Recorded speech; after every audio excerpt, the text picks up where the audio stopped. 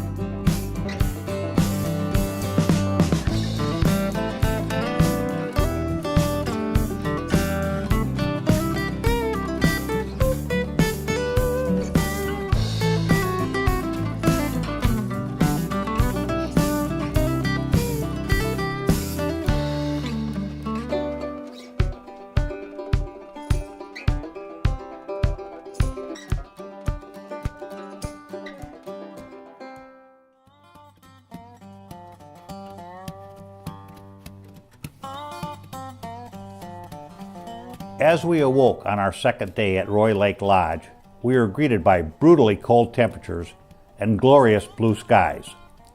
Dennis went to get the fish house because we're going to try a different lake, one of many in the Glacial Lakes area. The group was intact.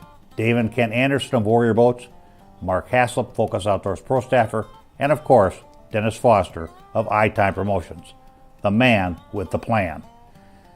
With wheelhouses, it's not a big chore to move around.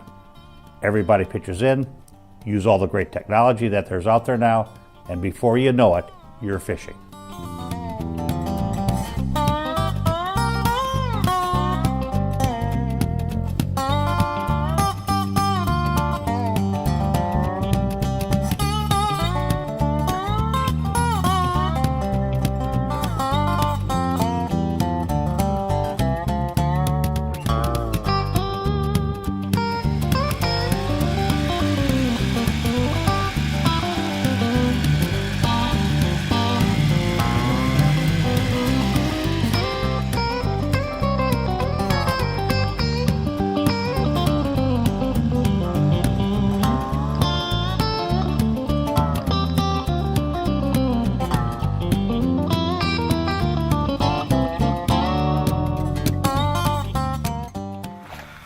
One of the nice things about this tip-up system, which I've refined over the years, is you get a couple guys doing this.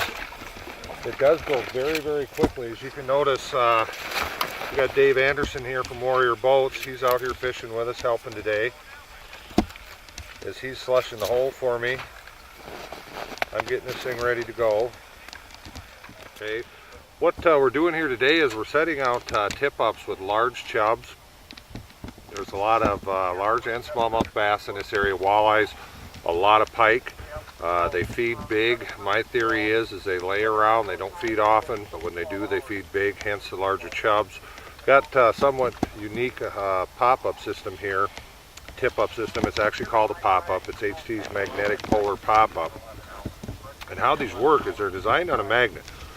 The basic concept is the same, you know, the spool's underwater, doesn't freeze. Fish can easily spool the line out, but how these work is there's a magnet on the spool and they have this body here. They break the magnet, this pops up as your bite indicator. There's a couple ways I have customized these.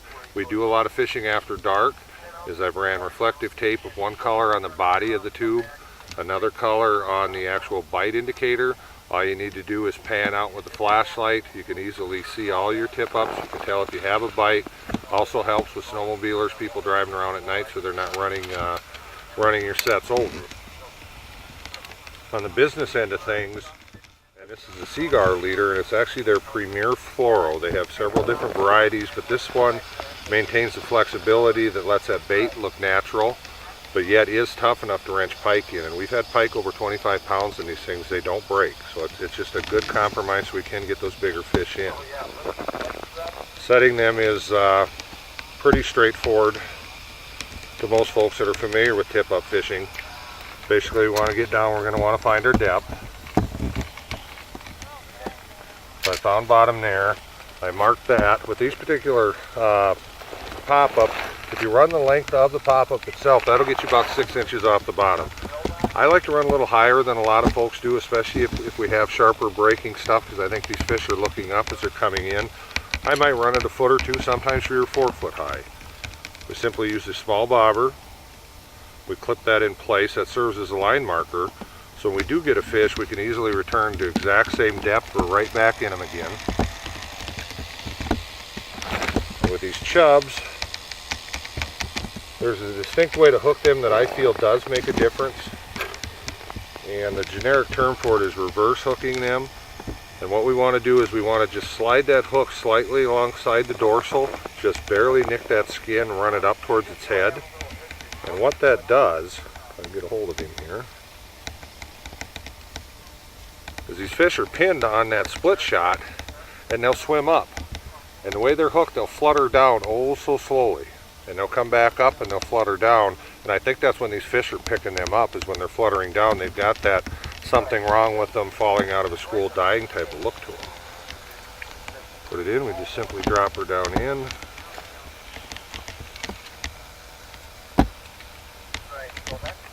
Reel it up. One thing I should touch on too is with this is I use heavy braided line for the main line.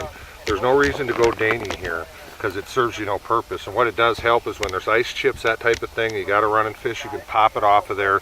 You're not going to worry about damaging your line. The leader is what does all the work for you, so you want stuff that's tough here. Another quick tip on that as well is you're going to want to run a mono backing onto the spool itself. Otherwise this stuff will sit there and spin, especially in the cold weather, and just spin around it like a washer or a bushing. So that solves that. Simply drop him in the hole, we spread the legs, we arm it, so in effect the fish comes by, pops that up. Another nice feature of these two versus a standard polar type tip up, which are a great tip up, have accounted for countless millions of fish, is if we have drifting conditions, they don't drift over. We don't have wind trips on the flags. These things are foolproof. If it's drifting, I let them drift. It's actually somewhat of a positive thing because it keeps the hole from freezing. You just dip the snow away from it and you're right there in action. You got everything ready to go for you. So this one's set and we're good to go. Well, we're going to hope this fish has got the bait. It's not moving any longer, but the bobber is gone, so he has taken at least a few feet of line out.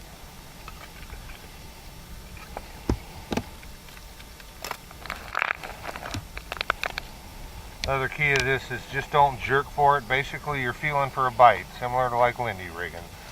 Just wait till you feel some weight, and then you can set the hook.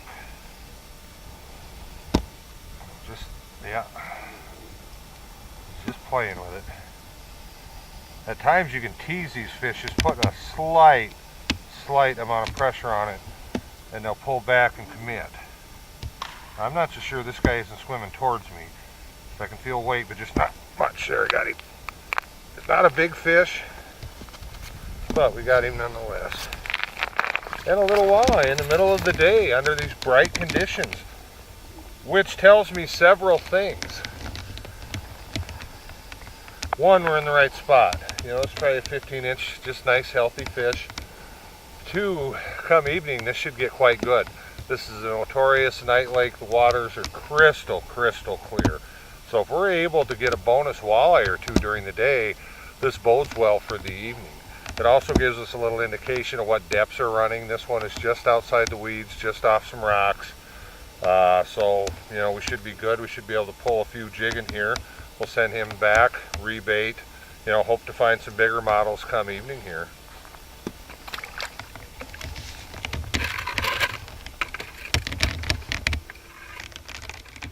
Well, Dave, we're running a bunch of tip-ups. I see you're not. What are you trying to do here? Well, I'm just hopping around from hole to hole here a little bit, and I got it's a Lindy darter. It's resembles a little crankbait, about an inch and a half long. It's got rattles in it. I like to put it down there and shake it a little bit, and it makes a little racket. Sometimes it calls them in, it seems like. And I've been only here for, I on this hole for probably 5 minutes. I had one come up, smack it that I missed, and I had 2 other ones come up and look at it that didn't take it. So. Now I see you just started this, like you said, 5 minutes ago. Yep. Why now? Well, getting a little bit later in the day, you know, and I see all the tip-up flags going up, so I know the fish are getting active. So I figured I'll hop in the middle here and see if I can coax one into biting. That sounds like a plan to me. I've got one. I'm using a Salmo chubby darter. Yeah, basically, I seen what you're using. Mine's about the same size. I'll bring it up here and show you. It's I got a gold one on, but which would be an imitate a gold shiner also. And I've got a perch, kind of fire tail perch on. Yeah, and it's got a rattle in it. So a lot of times I'll pick it up 6-8 inches off the bottom and just shake it, and so it rattles down there. And a lot of times you'll see a fish come in and you'll pick it up and give it like a 6-8 inch twitch occasionally, which it shoots it off to the side, and I've had really good luck with them in the past, so I figured I'd check it out. Of course, you never know what color they like. You know, sometimes they like white, sometimes they like gold. Well, I'm gonna go grab the one we were just talking about. I might change to a brighter color as it gets darker. Something a little more fluorescent. Yeah. I think I've got a fluorescent orange and gold one in there. But it appears the fish seem to be moving around pretty good, because I've had, like I say, I've had 3 fish come in so far, 6, 7, 6 and not very long. In fact, while you guys were walking up to check that check that tip up there that went off, I had one smack it. He raised up and gave it a good crack, and I didn't get him. So. Okay, well, good luck. Yeah.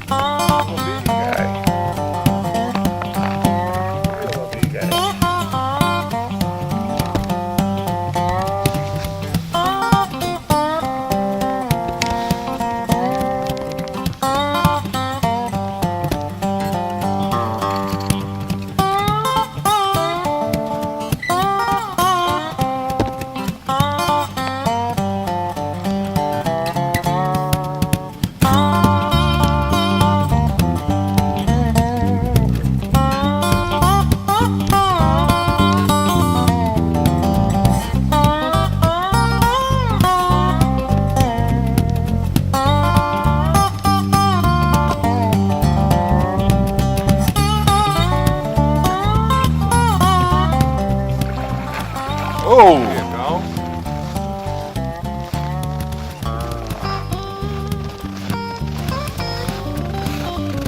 I find that interesting, Dave. You watch me go to 14 tip-ups with baby fish. You go to 1. How the heck's that work? I don't know. Just gotta be lucky, you know. Yeah. It's a nice fish. I was gonna say that one felt like he had a little more weight to him.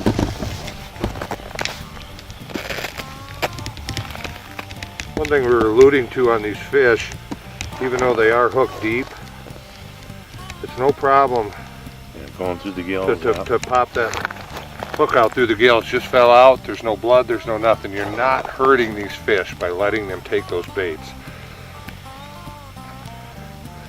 So yeah, I don't know, how long is that fish? He's got to be 19, 20. Oh yeah, 20-inch fish. Yep, just a nice healthy fish. Nice fish. And I think we're going to hopefully see a little more of this come dark. You know, we're seeing a lot of these smaller fish leading up to this. We have had some drops, but you know, this is what we're after. Yeah. Tip-ups are working for us. We're getting close to that magical time here. We'll let this go. We'll get it baited up, and hopefully we can pop a few more.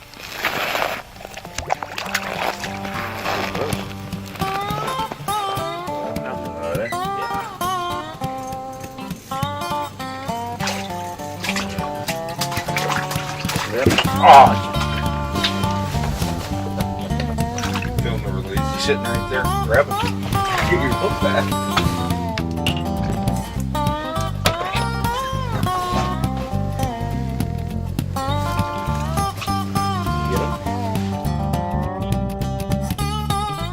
The wheelhouses are handy and warm, and every once in a while a person needs to warm up. So while you're warming up, you might as well fish.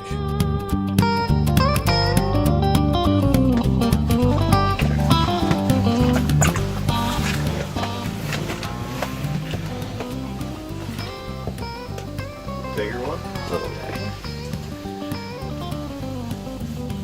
But he pulled. At least there was a tug on the end of the line. That's what we like to have. Put him back and he'll get bigger. Maybe. There he goes. What are we using on that one, Davey? It's a little white pimple. With a tipped with a fathead head. Give him a little scent down there. A little action, and he wanted breakfast, and I gave it to him.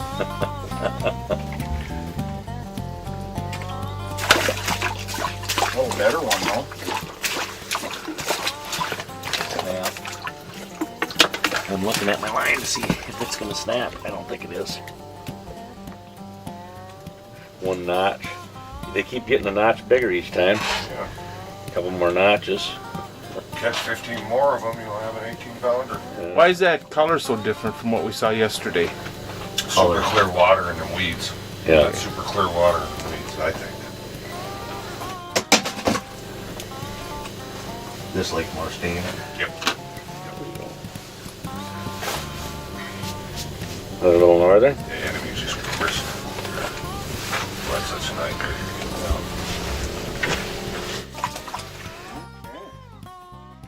We're sitting out here enjoying a nice afternoon of fishing out here in Roy Lake in South Dakota with Ken Anderson of Warrior Boats. We're just starting to bring up the conversation of where Warrior's at. You know, what do you think of your first year back here? I'm pretty happy with how our 2013 year went. We were sold out with our model year about the second week of April. Really? So that was a good year coming out. We ended up producing 84 boats in 2014 for our model year, which is really good.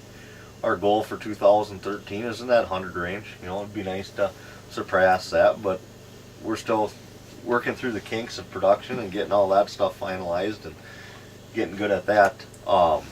Some exciting stuff we got coming from going into 2014. We signed some new dealers. We have another new dealer up in Canada, so now we have 3 dealers up in Canada right now. Great. Thomas Motors in Saskatchewan is our newest dealer up there. We also signed Aberdeen Sport Recreation Right, in who I Aberdeen, work South with, Dakota. So that Yeah. was pretty cool, you know, getting some new dealers out there to work with and spreading the knowledge. We're working that eastern market a little bit. We got Drummond Marine in Holland, Michigan. So we're getting out there. So right now we have dealers spread from Holland, Michigan all the way up to Edmonton, Alberta. I mean, these are fishermen's boats. Yep. These aren't boats that a company's trying to sell to fishermen. I mean, these are fishermen's boats that were designed by fishermen, and that's their specific purpose, and they do well at it. Yeah, we don't claim to build a ski boat or this or that. We build a fishing boat. Right. We got a lot of family orientated boats that can be used. We got ski pole options and whatnot for 2014, which makes it a lot better. But yet, that day after you're out in the water skiing and you want to go fishing, you have a fishing boat. Right. You have a great multi-species fishing platform to fish out of that you can take our 18-foot class boat and go to Lake of the Woods and feel safe. It handles the water very well. Tracking, you know, the fishability of our boats are just second to none. But yet you can throw that ski piling in that 1898 or 193 and take the kids tubing or skiing. Right. You know, and then back to the fishability, you know, and the big water aspect, that's what I appreciate. You know, I fish Oahe a lot, and that's notoriously nasty. It just is. It can be tough, rough water. And we make big runs. It's nothing to make 40, 50-mile runs. You can do so in comfort. Then when we get there, the boat is fishable. It's not so high-sided that it gets pushed around in the wind. I mean, when you're trying to follow structure, you can do so. It sits down in the water nice. You know, the fishability of where your arms lay, you know, especially with your live bait techniques. I mean, that's very important to me. And a lot of the the tracking and the fishability of our boats comes back to the hull design. Yep. And the keel. You know, our keels, it's given the Smart Trolling keel as a name, but it's a keel that actually drops 3 inches below the aft of the boat, so your keel and your skeg of your motor work hand in hand. Right. So you can't get one or another blowing around, and if you go into a drift, it drifts nice and evenly too. Yep. And that leads back to a lot of the techniques we use on Hawaii. A lot of drifting stuff, a lot of wind-driven fish on points and that type of thing, and you need to hold on these fish, and you can. You know, you really can.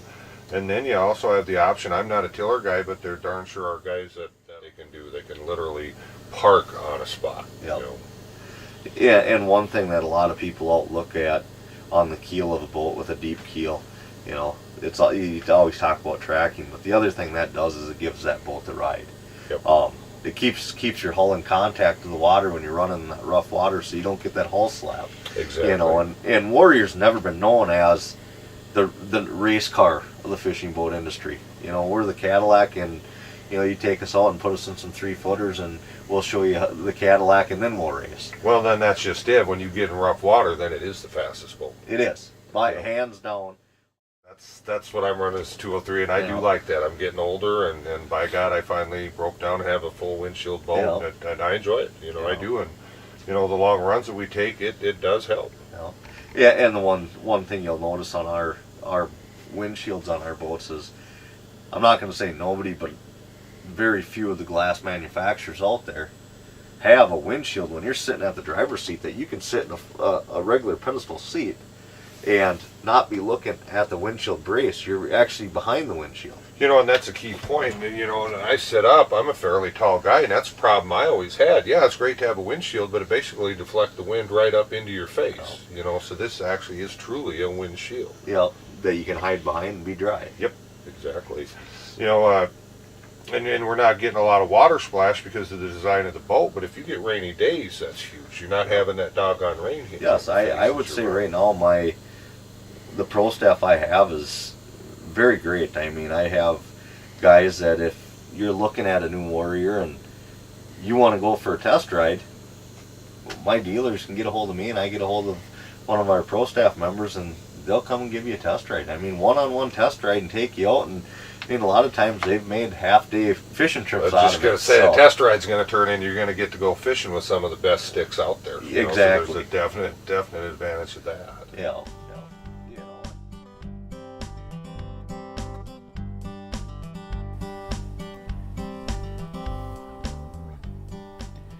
As the day came to an end, we all realized what a grand day it was.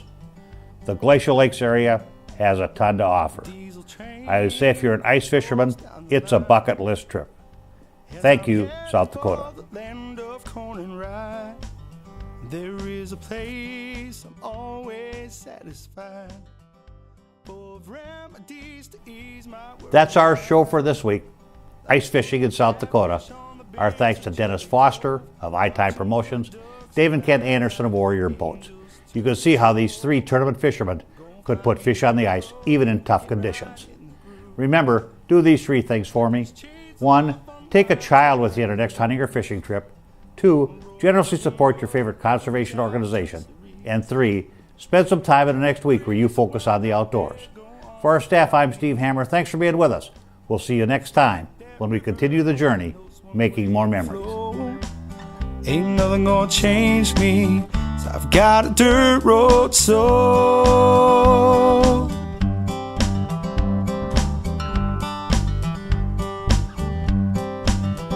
An old 12 gauge and a compound bow, and a dog named Otis tells me where to go.